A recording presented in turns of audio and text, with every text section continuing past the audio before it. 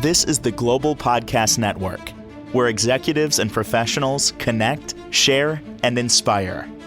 Stay tuned for the conversations that drive success.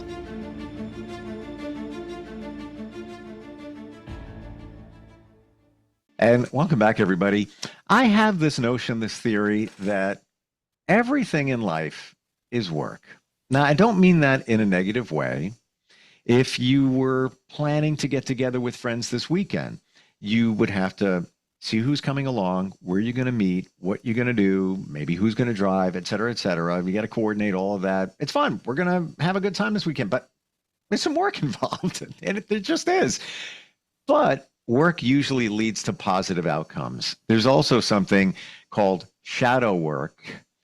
It's not about meeting up with friends or anything like that, but it can change your life in a big way. We're going to talk about shadow work today, and also got something special at the end of this segment that will potentially move your life forward in some ways. She's a Reiki master and helps people with this type of stuff all the time. Samantha Somerville is back on the program. How you doing today? I'm doing well today. How are you? Real good. And the whole shadow work thing, I've been doing it for quite some time now, but if you were to ask me to define what it is, I'd be a little bit challenged to find the right words to explain. So that's why I'm going to toss it back over to you now. What is it? Yeah. Well, as you know, and many people do know, it's become a term that became real popular all of a sudden in social media, many spiritual and self-growth circles. But what exactly is it? And how do we begin it to be in a way that feels safe and authentic? And I'm going to talk a little bit about how Reiki can help you there, obviously, a little bit towards the end. But shadow work itself is a practice that's deeply rooted in depth in psychology. It was first articulated by Carl Jung. Those of you that are familiar with psychology, probably everybody knows about Freud, but he came after and he expanded on that. So Carl Jung made shadow work actually more popular in the idea. So it involves exploring and integrating the unconscious aspects of ourselves, known as the shadow, as he called it. The idea can include everything outside the light of consciousness and may be positive or negative. It doesn't necessarily mean it's negative parts of yourself. It could be positive parts of yourself. So the positive aspects can even be hidden in one's shadow.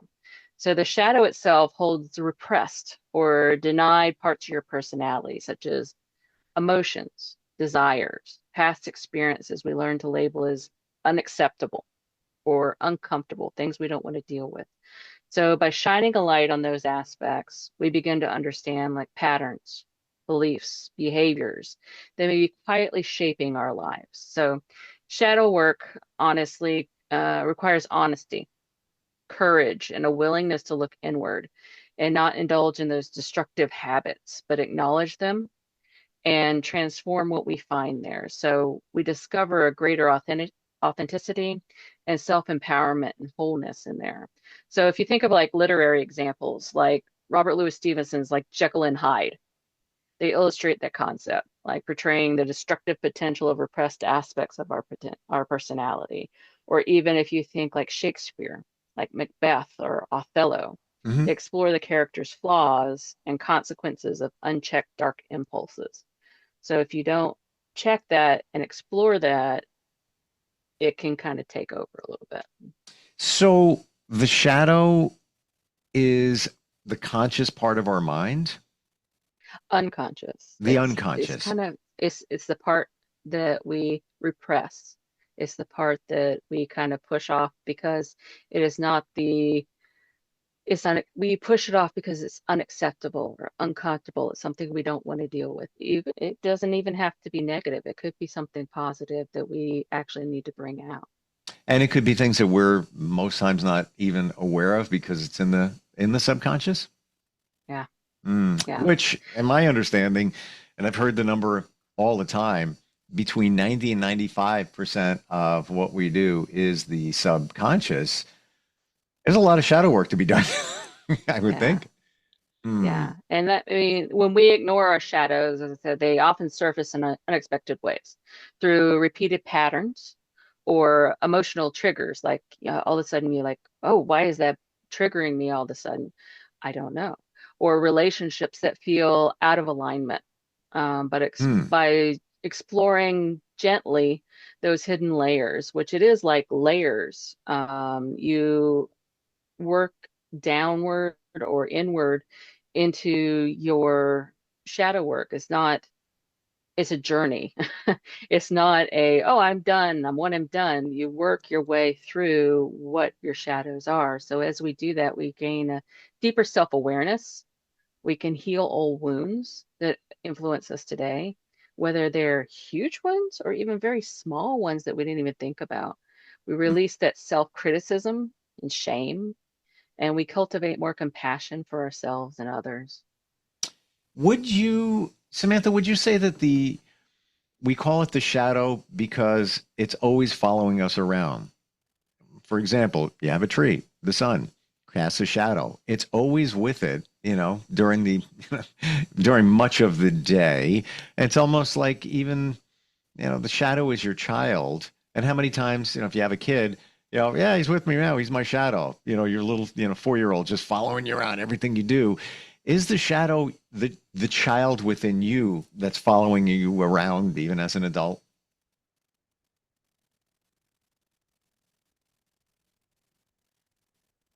I'd say the shadow, it does follow you. I Mm, wouldn't say it's a child necessarily.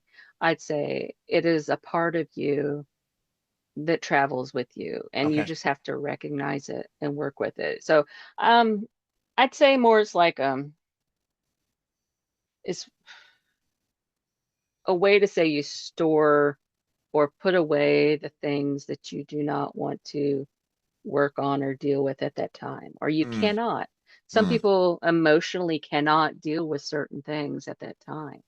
And when they are ready and they are in a healed state to where that they can actually start working on that, then that shadow work starts happening for them.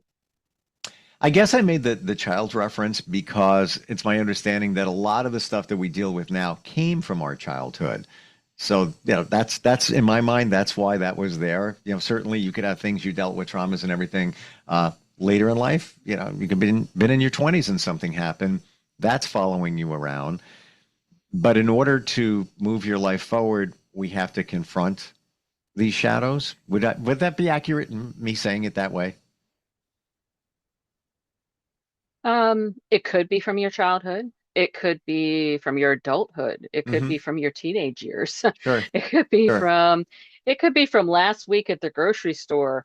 I mean, it Yeah. could be anything. Like I said, it could be something large. It could be something small, but it's something you need to recognize and work through. So how do we do that? How do we do that? Um, well, I mean, if you're feeling called to begin, specifically with shadow work itself, you want to start slowly. You journaling is a great first step. Mm, You can write freely about your emotions that come up in your day. Explore triggers with curiosity instead of judgment.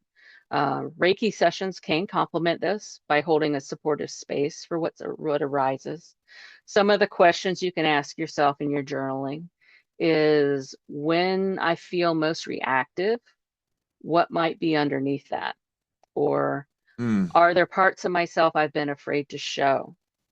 Or what patterns are keep repeating in my life and what might they be teaching me?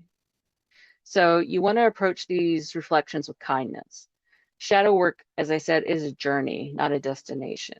It can be really uncomfortable for some folks when they start down this path because you're going into areas that you put in the shadow. So often when we address one issue and feel stable, our mind and body may present another layer or another issue to deal with. So don't be surprised if more comes up. Ensure you have a support system in place, whether it's a friend or a family member, a therapist, or someone you trust. Talking, even if it's not directly about the issue you're working on, can support you in the process and calm your mind. So you want to make sure you have someone you can trust and talk to, just so you have that touch point as you're working through this, because it will be very emotional for you as you start working through these, and it will be uncomfortable. So you want to have that touchstone to work with. So using Reiki to help you actually work through that, it will help soothe the nervous system and allow you to approach the difficult emotions with a greater calm. So it's going to help you feel more grounded and supported and make it easier for you to face those inner truths without overwhelming you. It's going to help you clear and balance any energy blocks you created by unacknowledged emotions.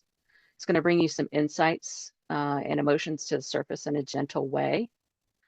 And it's going to integrate new understandings and self compassion in your daily life.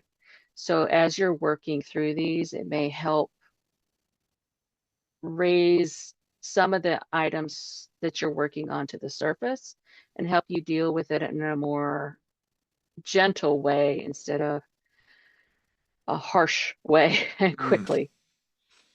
I've having done the shadow work, work in progress. It's a journey. There's probably no end point because we are always evolving and changing. Um, Hypnotherapy was one modality that worked for me. Some of the things you said too, journaling, meditation, all of that can be helpful. How does Reiki actually help us energetically confront these things, make them easier, and help us move forward while we do the shadow work? What's going on with Reiki to really bolster that? Like I said, Reiki can be a beautiful companion on this path. It offers support, safety, and a light to help you explore the depths of your own heart. Because shadow work is not about fixing yourself, it's about meeting yourself fully and even the parts of you that you taught to hide. So it's there to help you find those grounding points. So a lot of times when you're working through these issues and meeting yourself and confronting these feelings, you feel ungrounded. So, like your root chakra feels off, or the emotions are coming up in your solar plexus or your sacral. So, you feel very out of alignment in your more core chakras. So, you need that extra boost, I guess is the best way to say that, and alignment to help you.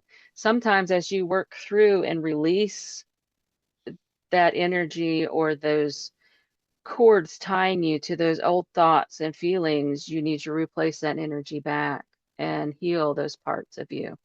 So, as I've talked in prior podcasts about how to move anger Mm. and soften it into the heart, you can do the same with a lot of those emotions and move them up to the heart chakra so that you can look at them differently and see them in a different way and a little bit softer.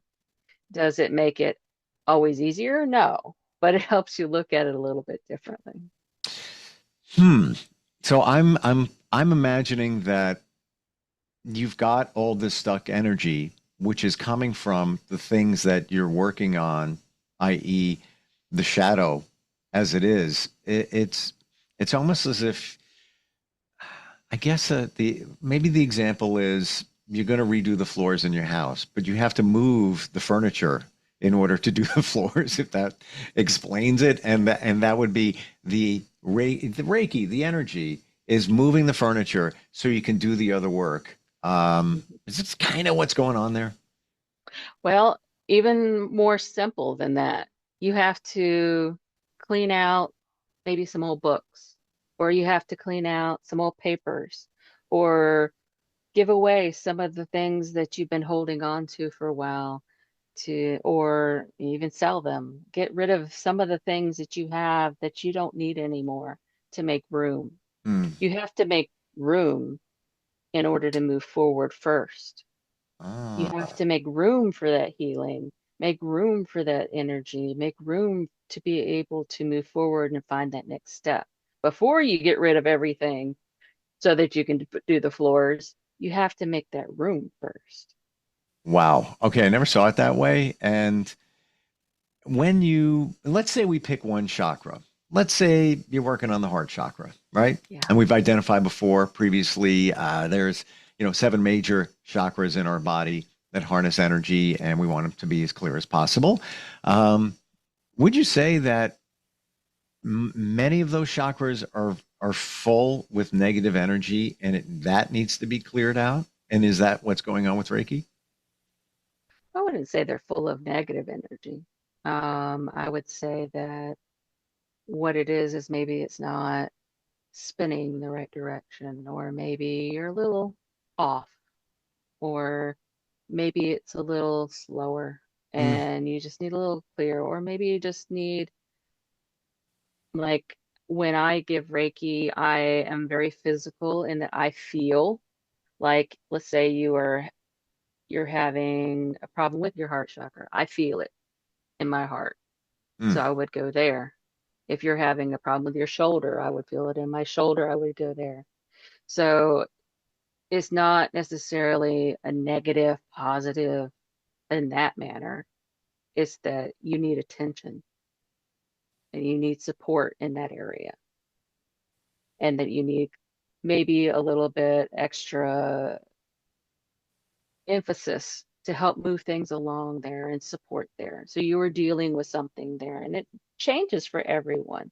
Mm. So it may be, yes, you need work in the heart, but you also need work in the sacral or maybe the throat, and they're related, but it's for different reasons. Maybe you've had a cold recently and that contributed to it as well. Mm. So, there's all kinds of reasons. So it's not that you have negative energy per se. Now, some people, yeah, they're having something going on and they need to clear it out, but I wouldn't say it's always negative. It's not that Okay. way. So Yeah, instead of using the term negative, off. Something's off, yeah, potentially. It's almost as if, another analogy coming, you see a top spinning on the floor and it's yeah. perfectly spinning. That's a chakra with energy that's been cleared out and everything's working. But maybe the top is kind of like wobbling a little bit and it's not perfectly spinning, or maybe it's on its Mhm. side or whatever. That's energy being a little bit off, and that needs to Right. be cleared out, and certainly needs to be cleared out if you're going to do any kind of shadow work and move things forward. I'm looking at the clock. I don't want to run out of Yeah. time, so we have a meditation coming our way. Yes. Oh, Yes. And this is one that I will run through relatively quickly, and I encourage folks to, if you can, re-listen to it and or take the time to do this on your own, a little bit slower, so that you can take the time to do this for yourself and really investigate what comes up for you. hmm. Okay. Right, All ready right. and waiting. All right. And by the way, I'm going to be All right. very honest with you here. I make commitments for the week, and I have on my commitments meditate 4 times. And today's the last day of my commitments for the week, and this is going to count. Okay. Well, let's do it. All All right. right. All right. Find a quiet space where you won't be disturbed, and sit comfortably or lie down, allowing your body to feel supported. Let your hands rest gently by your side. Now, to close your eyes and take 3 slow breaths. Inhale through your nose and exhale slowly through your mouth. Feel your body settle with each breath.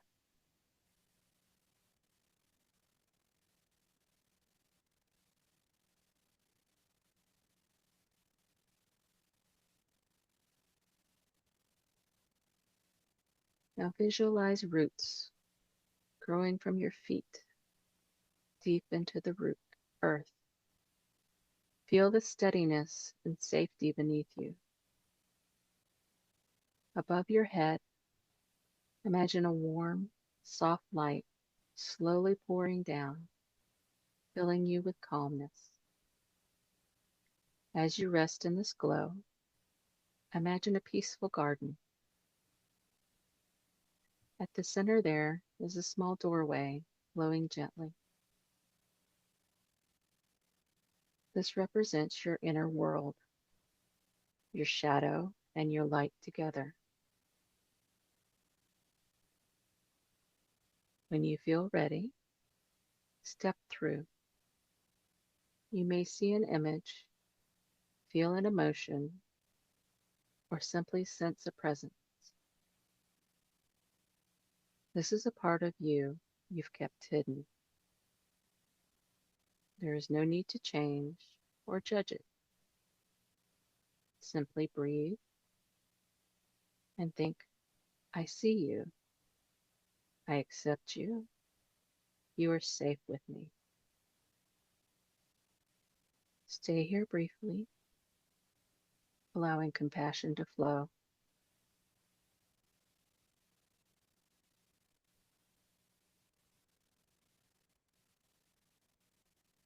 When you're ready, step back through the doorway.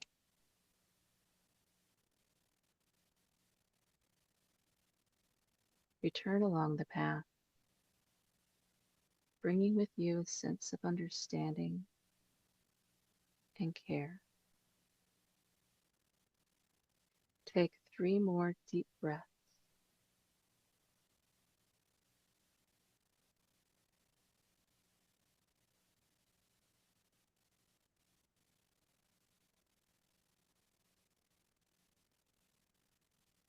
Wiggle your toes and your fingers. Open your eyes, carrying this sense of wholeness with you. Wow. So I encourage folks to do this later too, when you have time to relax. That was in 3 minutes. I'm going to be honest, very wild. And I'll tell you where I was just now. Bizarre. And you said the word garden. I don't know why, but my aunt's house came up where my grandmother used to live, where I spent a lot of time as a kid. And I tried to push that out of the way for a moment. Why are you coming up? And then came up was a hammock that I used to get in outside near that garden and would read comic books. And it was the best time ever. And I was there. Like, I felt that joy. Like, I got a brand new one. I'm sitting here. I mean, even the sun would be setting. I'm not going in until I finish reading this. This is like peace. I never remembered that peace and tranquility next to the garden until just now. That was freaky weird, man. Like, I don't know why I went there, but I was there. And I never realized how wonderful and peaceful that moment was reading a comic book as a kid in that spot. I felt like I was there. It was crazy. I don't know why. I got nothing. But I'm sure in the world of shadow work, there's stuff there that needs to be, addressed. Well, I use that word. Yeah.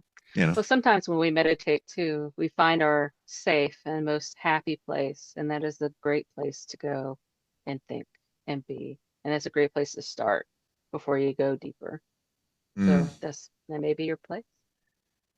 It felt very, very tranquil. So I'm going to say, yeah. And I forgot about it since I was a kid, like literally right there. I'm even seeing pictures of the comic books I was reading, not even kidding.